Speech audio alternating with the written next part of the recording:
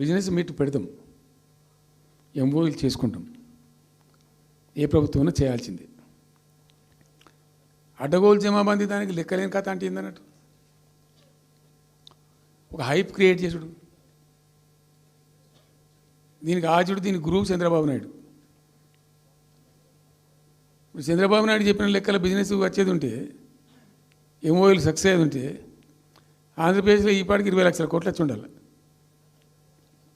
ఆయన first time అలా CM ఉన్నప్పుడు ఆ ఊళ్ళో పెట్టే కదా, వైజాగ్లో, అమరావతిలో కదా, వైజాగ్లో పెట్టిండు. వైజాగ్లో ఎవరు వెళ్ళి ఎంఓయూలు చేసిన వాళ్ళంటే వంట మనుషులు అని చెప్పిండ్రు.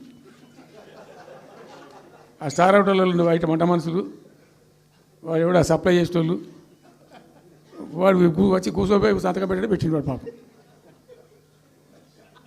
అవునా అంటే పాపులర్ అయింది అది. ఇప్పుడు మరి ఎక్కడ ఆ పెట్టుబడులన్నీ ఎక్కడ చెప్పండి. ఆఖరికి 10,000 కోట్లు అన్న రావాలి. 15 లక్షల కోట్లు, 6 లక్షల కోట్లు, 8 లక్షల కోట్లు.